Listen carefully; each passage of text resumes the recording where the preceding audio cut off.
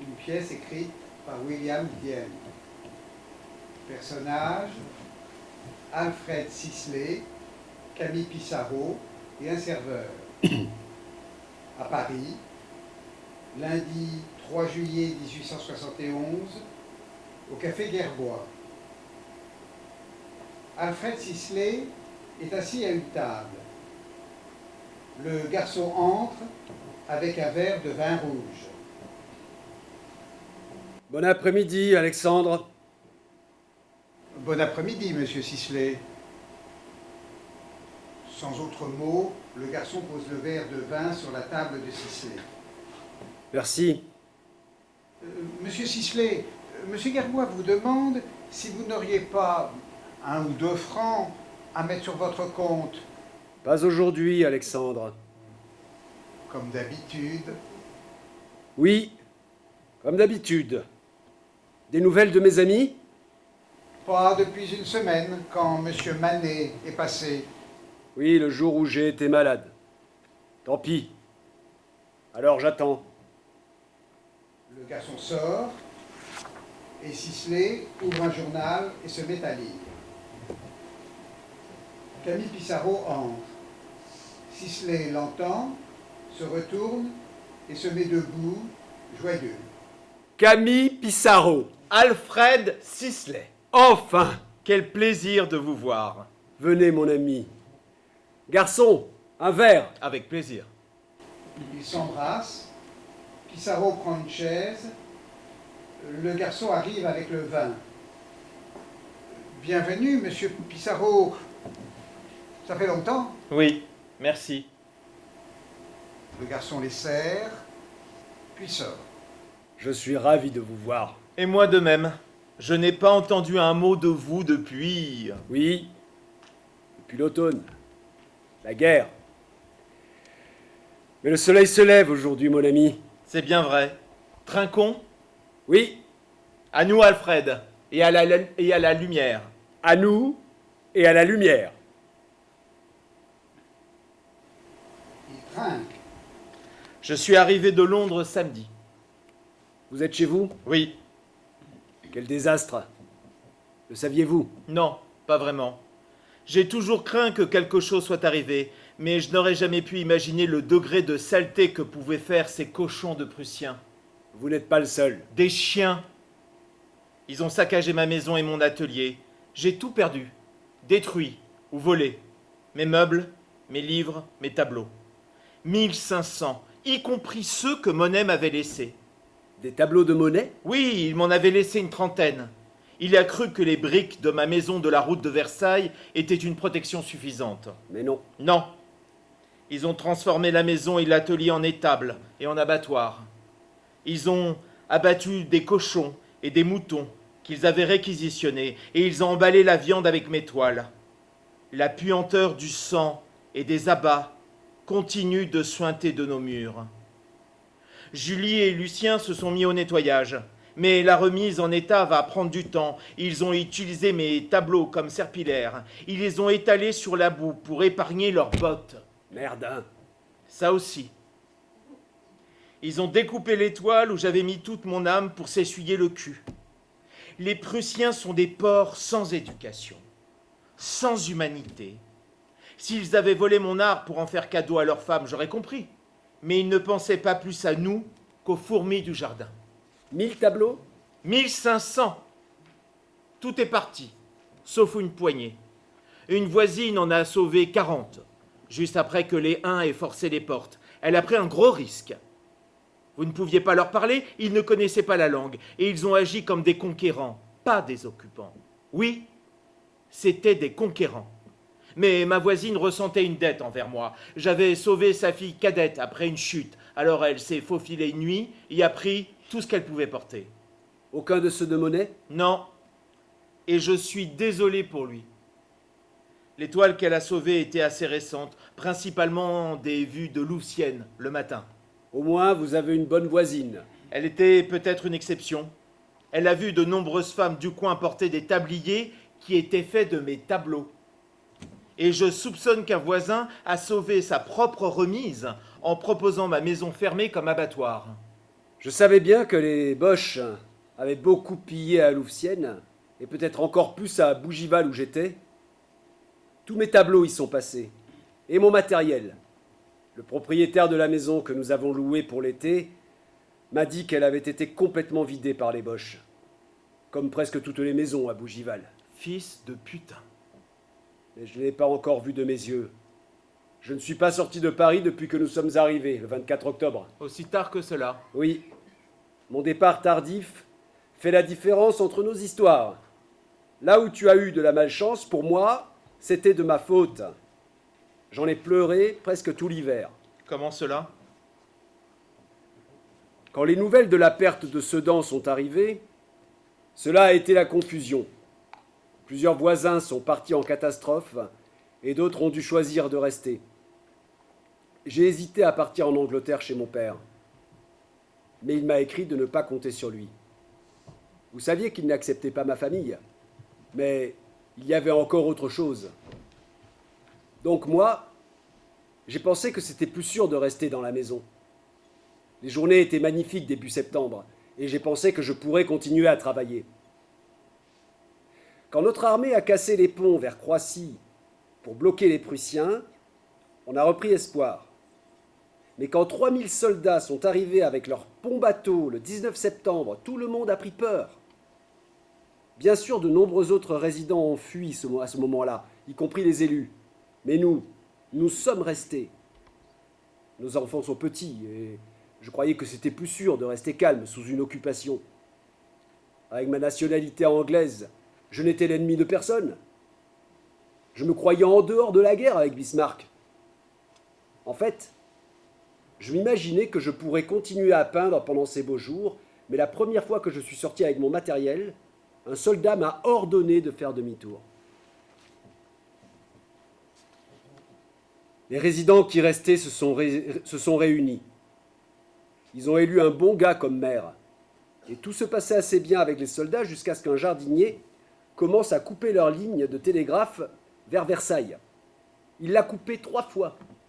Et les Boches l'ont passé au peloton d'exécution. Il faut dire qu'il était brave. Il a refusé la rançon réunie par ses voisins, qui avaient recueilli 10 000 francs. Mais peu après, les Français ont ouvert le feu depuis le Mont Valérien et l'armée française a lancé une attaque. Le 23 octobre, les Boches ont expulsé tous les résidents. Ils voulaient piller tranquillement. Fallait partir. J'ai emballé mes toiles le mieux que je pouvais, mais j'ai dû les laisser dans le grenier. Car Eugénie et moi avons dû partir à pied, en portant nos bagages et les enfants. Jeanne avait 1 an, et Pierre 3. Sisley se couvre les yeux avec un mouchoir. Pissarro attend un moment. À Paris? Oui, au Batignolles, là où Eugénie avait accouché de Jeanne. C'est beau. La cité des fleurs. C'était beau. On a coupé tous les arbres pendant le siège. Nous avons brûlé des meubles chez nous. L'hiver a été glacial. On a mangé des rats. Eugénie faisait des queues interminables pour le pain. J'étais dépassé. C'est elle qui a géré notre famille jusqu'à juin. Et là, elle m'a dit que sa grossesse était difficile et que je devais me reprendre en main. C'est horrible, Alfred. Je suis déchiré. Eugénie est enceinte, donc. C'est pour novembre. Votre père doit vous aider maintenant. Non. Il est ruiné. Comment? Il est en train de tout perdre. Il s'est endetté pendant que Napoléon se préparait à déclarer la guerre, afin d'investir là où il pensait pouvoir faire d'énormes bénéfices. Mais pour que son stratagème puisse marcher, il fallait que la France gagne. J'ai été déshérité il y a 3 ans à la naissance de Pierre. Mais mon père avait quand même continué à m'aider un peu jusqu'à Sedan. Ensuite, les banques ont commencé à tout prendre. Les huissiers sont arrivés. Plus de bourse pour moi. Les carottes sont cuites. Je suis désolé. Donc j'attends ici au café Gerbois, jour après jour. Je cherche quelque chose. Des amis. Non, non, pas d'argent. Je comprends bien votre situation. Trop bien. Mais vraiment, je n'ai pas un rond. Alfred.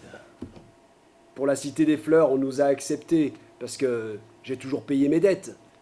Ils commencent à s'inquiéter. Et moi aussi. C'est cher. Je ne sais pas ce que l'avenir va nous apporter. Je suis un Anglais en France, un peintre dans la misère, avec une femme enceinte et 2 petits. Je ne vous donnerai pas un pistolet, mon cher ami. Ah oui, merci. Je vous avoue que cette idée m'est passée par la tête. Mais je ne peux pas laisser Eugénie et les enfants. Quand on pense qu'il y a 12 mois, nous étions au salon, vous et moi, l'avenir était brillant.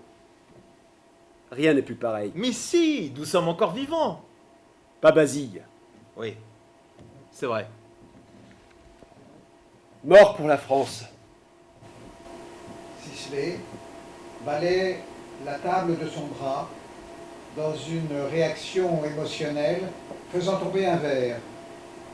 Pissarro commence à se lever, mais le serveur vient ramasser le verre.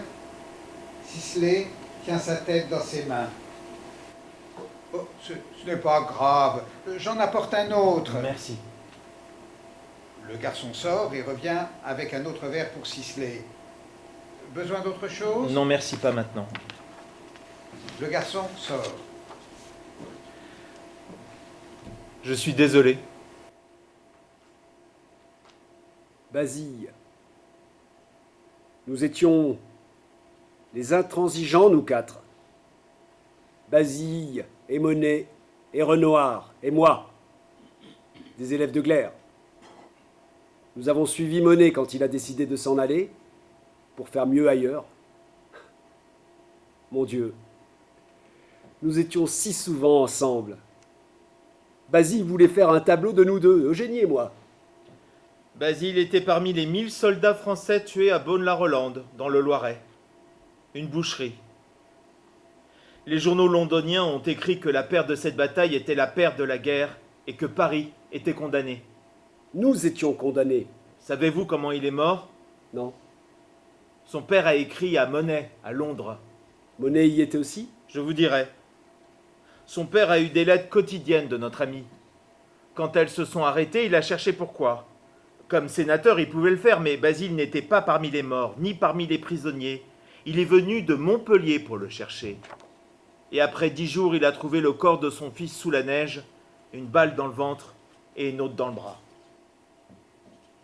Mon Dieu, Frédéric était si généreux. Son père aussi d'ailleurs. Monet a vécu sur les prés de Basile.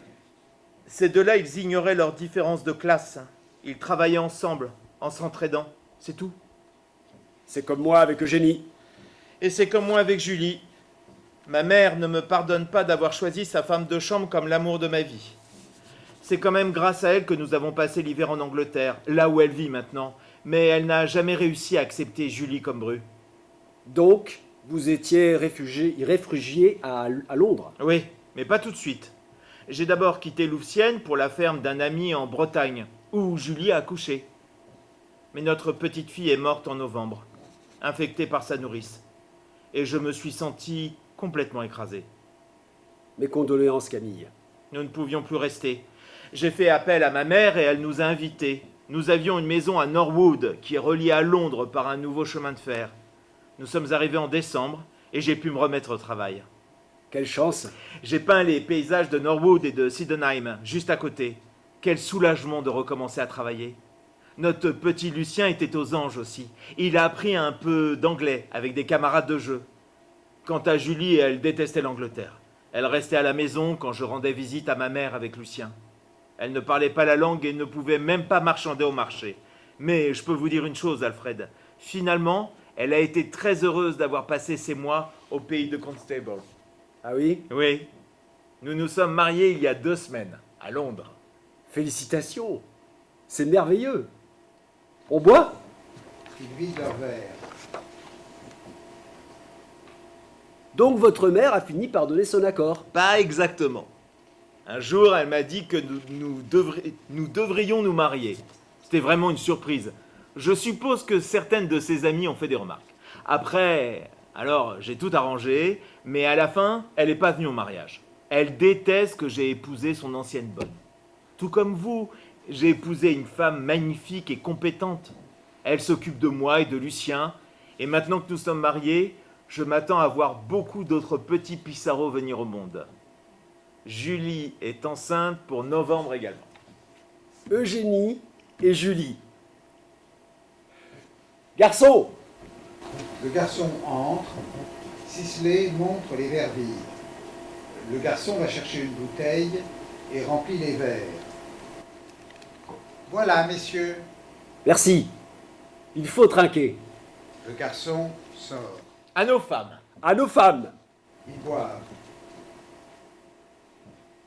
Si Julie n'avait pas été la femme de chambre de votre mère, vous n'auriez pas eu ce problème.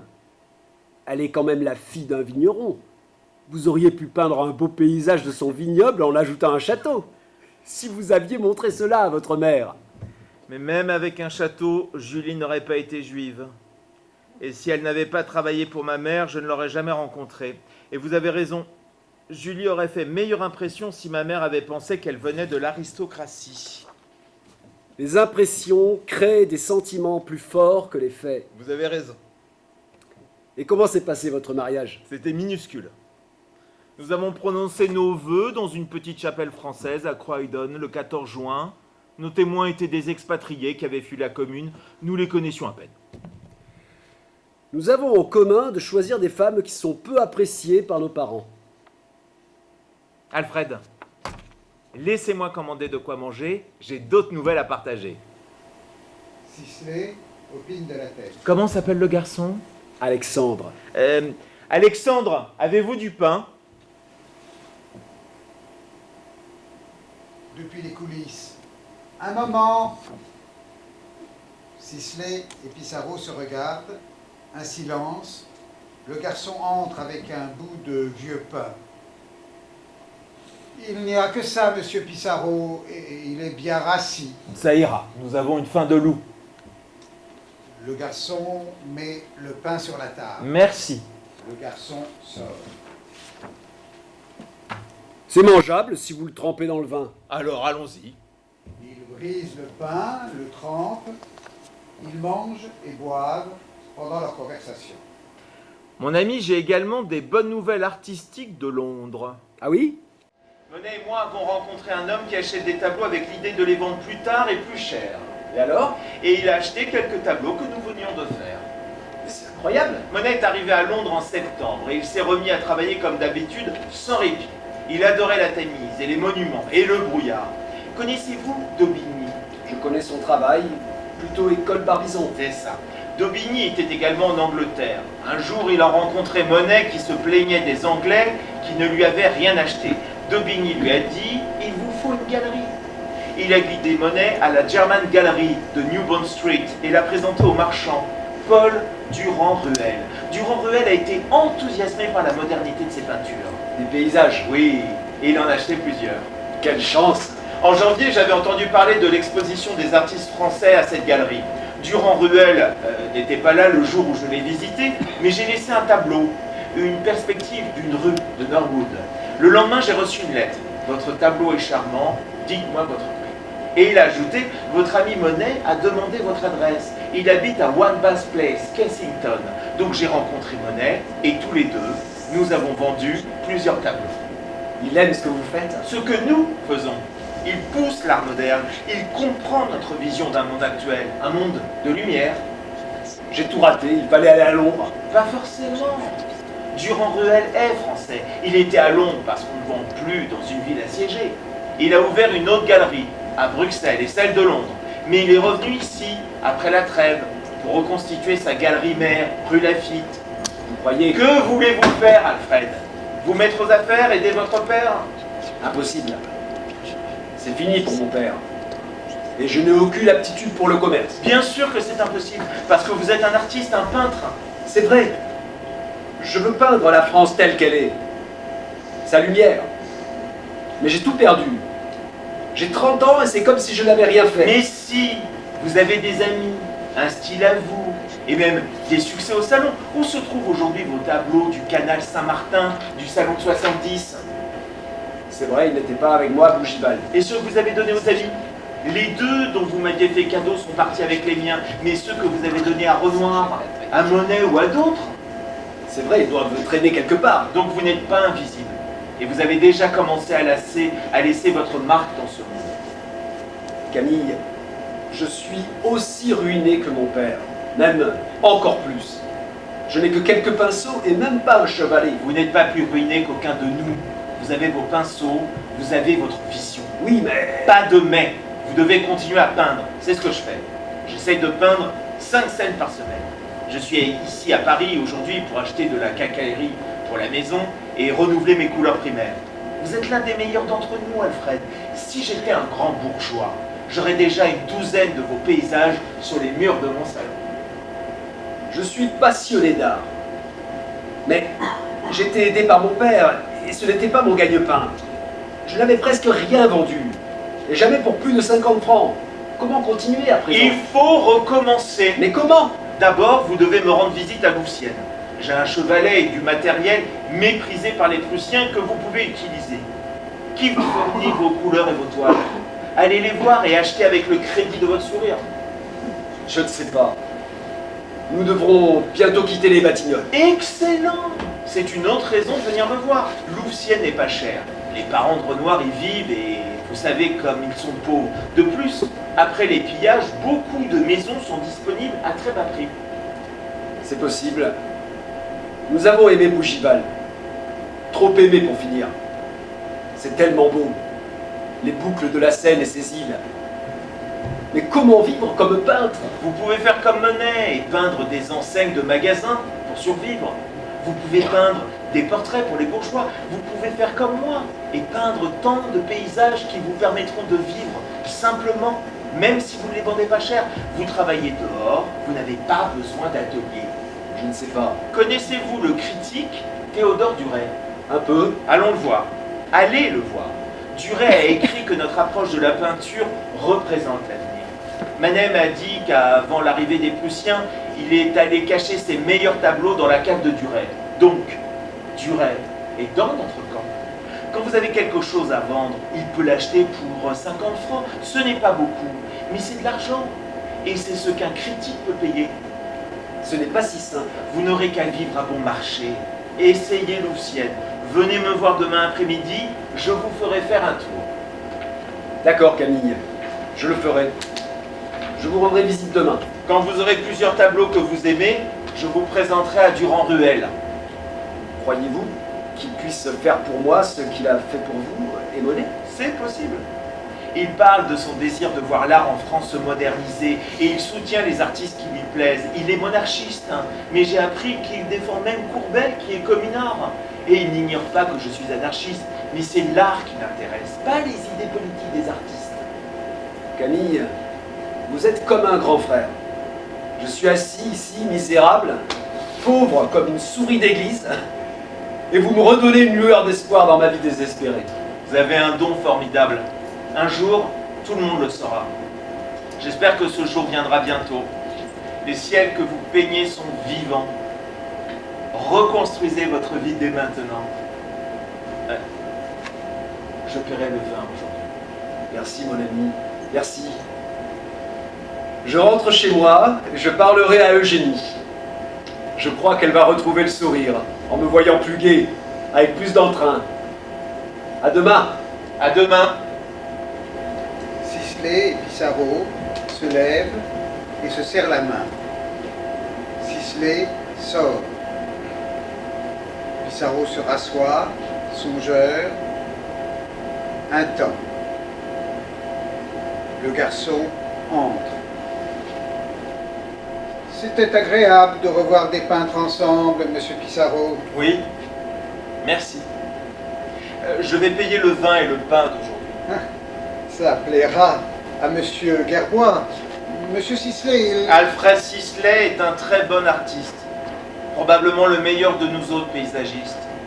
Il voit la lumière qui se reflète dans la nature et il la capte avec ses pinceaux et ses couleurs. Mais il est très malchanceux. La guerre lui a volé son copain Basile, la fortune de son père et presque tous les tableaux qu'il a fait ces 10 dernières années. J'espère qu'il va remonter la pente. Pissarro finit son verre, laisse quelques pièces sur la table, puis se lève. Au revoir. Au revoir, monsieur Pissarro. Pissarro sort. Le garçon le regarde partir. Il commence à débarrasser et à essuyer la table. Rideau.